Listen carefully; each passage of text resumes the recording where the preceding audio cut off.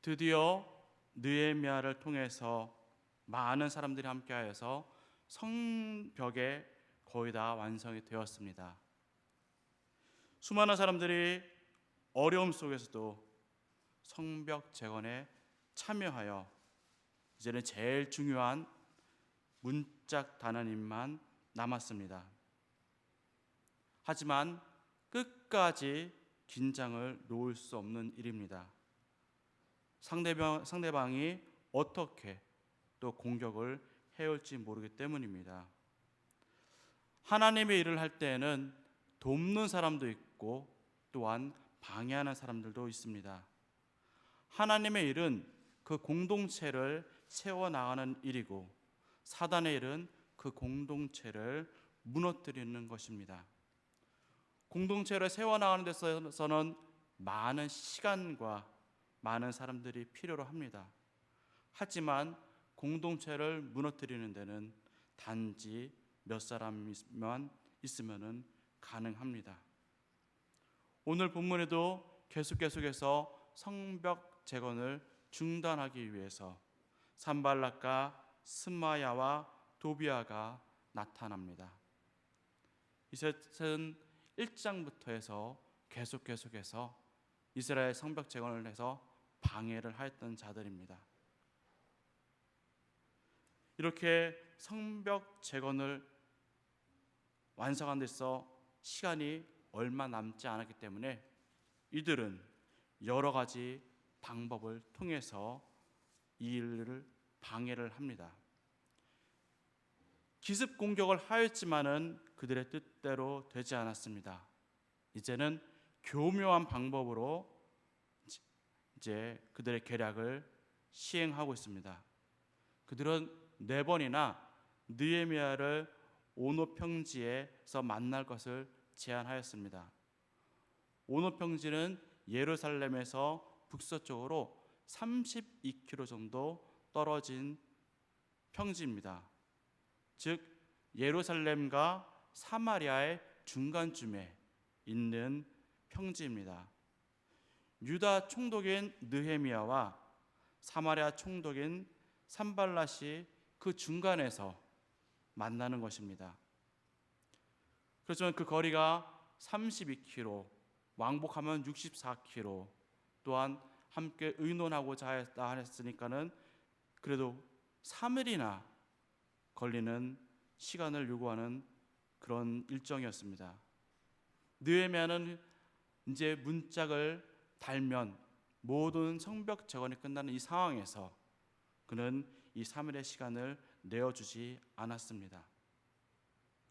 이 정말 중요한 순간에 문짝 다는 것을 가만 놔두고 갔다 올 수 없는 일입니다.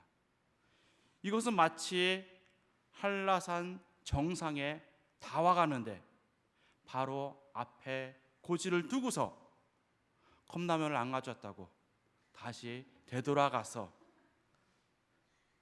중간지점인 대피소에서 가져오려고 하는 것과 마찬가지인 것입니다. 그 컵라면 안 가졌다고 목표를 향해서 못 나가겠습니까? 아닙니다. 우리는 목표를 앞에 두고 있을 때 끝까지 그 목표를 향해서 나아가야 합니다.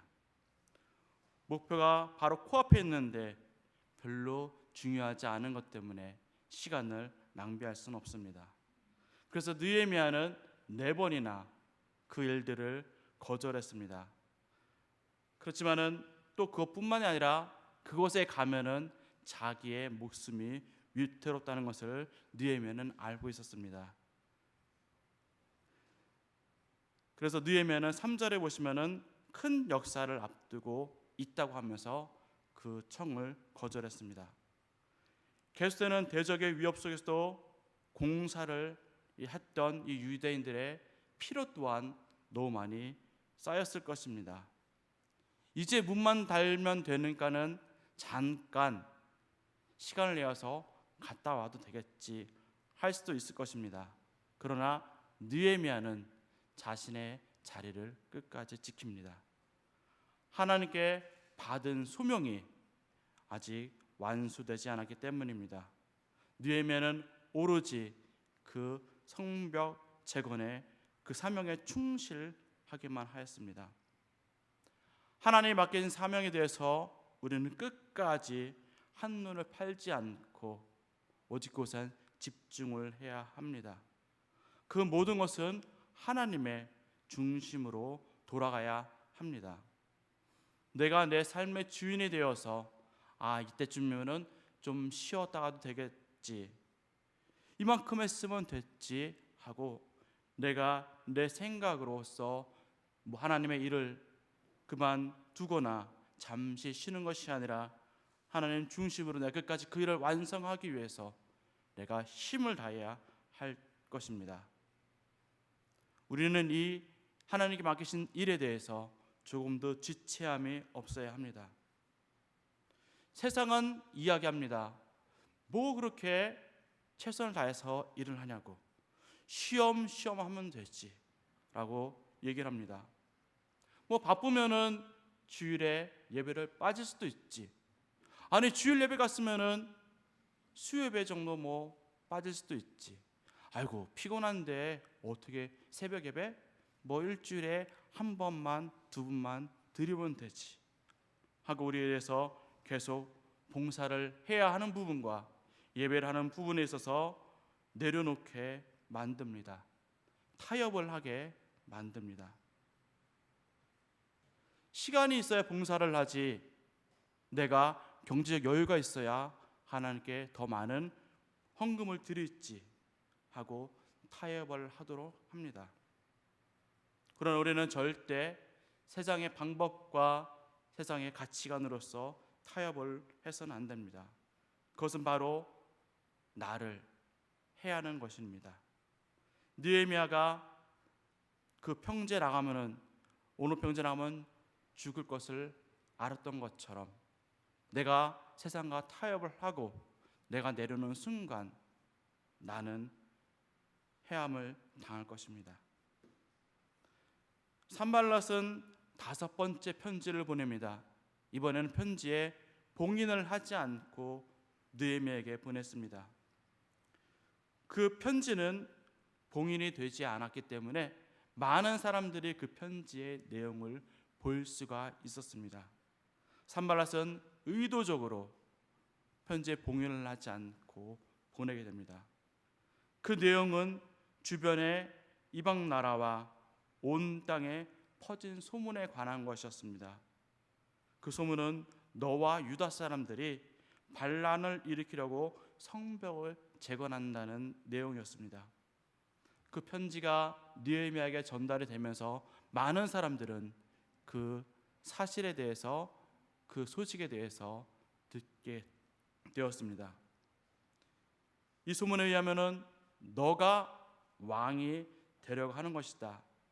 그렇기 때문에 우리가 만나서 이야기하고 해결을 하자라고 산발랏은 이야기를 했습니다.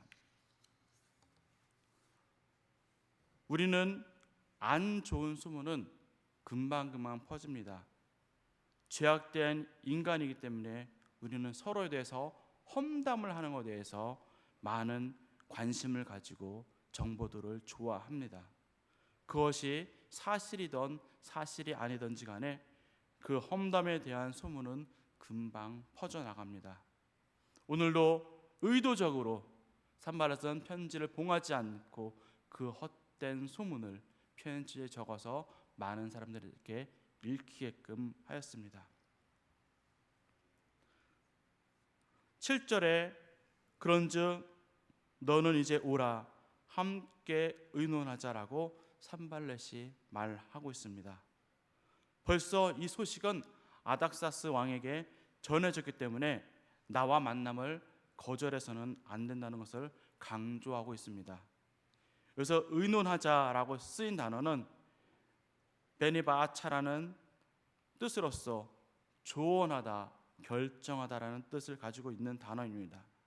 이 단어는 모세 장인인 이드로가 모세에게 조언을 할 때 썼던 단어였습니다.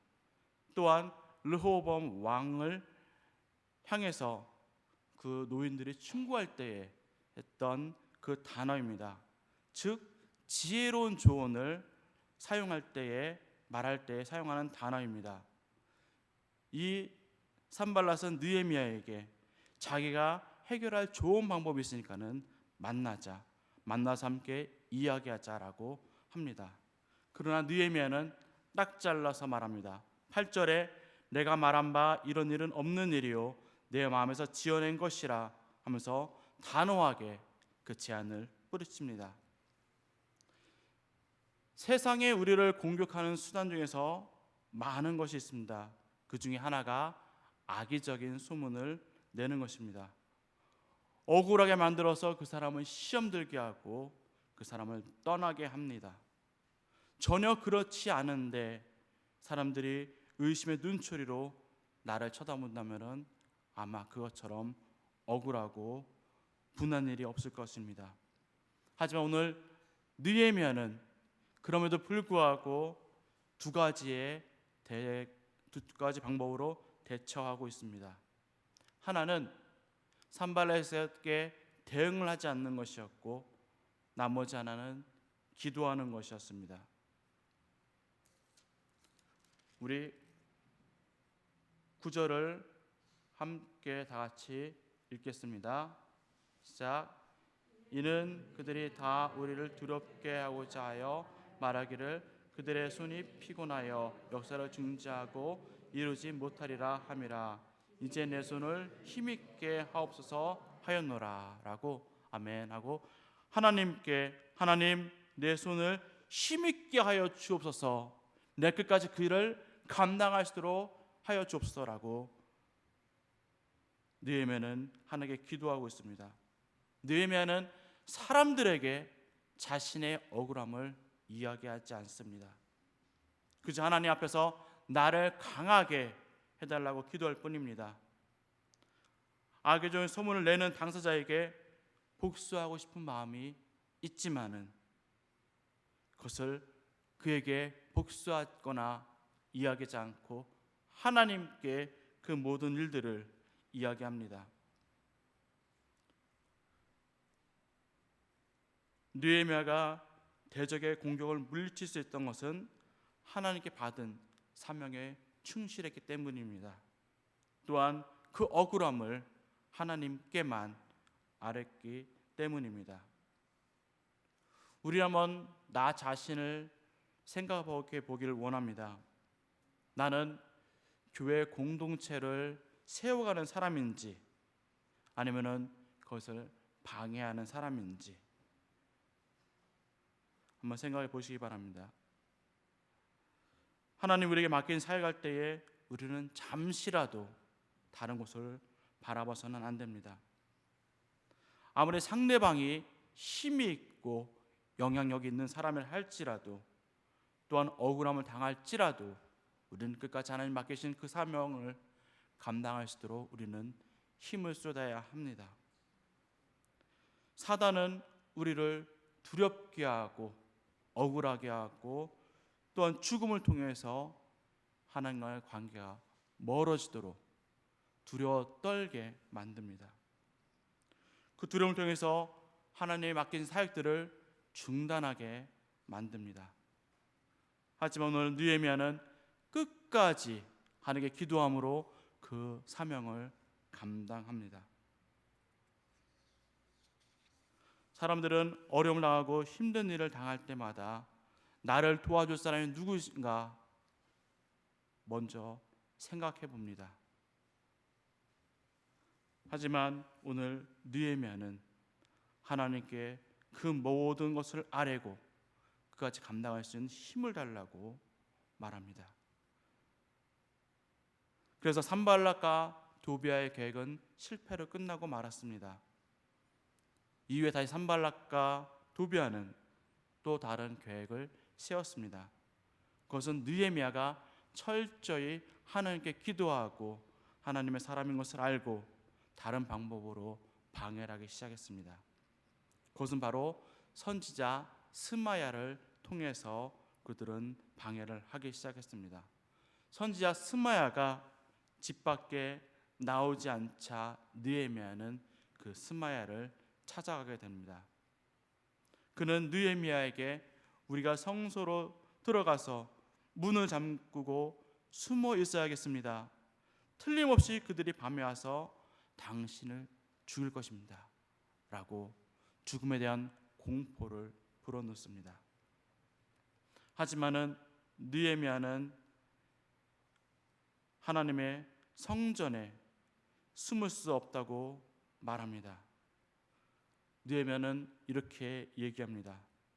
총독인 내가 어떻게 달아날 수 있으며 나 같은 사람의 목숨을 구하겠다고 어떻게 성소에 들어가 숨을 수 있겠습니까?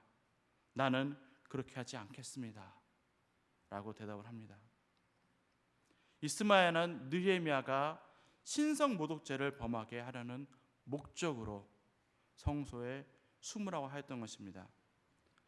알다시피 성소는 아무나 들어갈 수 있는 곳이 아닙니다. 아무리 유다 총독인 느헤미야라 할지라도 그것은 들어갈 수 없습니다. 성소에는 오직 제사장만이 들어갈 수 있는 곳입니다. 그는 자신의 목숨을 건지기 위해서 그 성소에 들어갔다면은 13절에 보시면은 불법적인 행동으로 인하여 범죄하게 되고 그로 인해 사람들의 지탄을 받았을 것이라고 그는 고백합니다. 느헤미야는 스마야가 거짓 예언을 하고 있음을 직관적으로 알게 되었습니다. 12절 말씀에 깨달은 즉이라고 되어 있는 원어는 바키라는 단어입니다. 그 단어는 조사하다, 주목하다, 알아보다라는 뜻을 가지고 있습니다. 즉 내가 알게 되었다는 것입니다. 느헤미야는 스마야의 모습과 행동을 통하여서 그가 하나님께 계시를 받은 것이 아니라 그가 자신의 이야기를 하고 있다는 것을 알게 된 것입니다. 이 스마야는 도비야와 산발락에서 매수를 당하여서 거짓 예언을 하였던 것입니다. 하나님의 전에 숨는다는 것은 어떻게 보면 당연한 일이라고 생각할 수가 있습니다.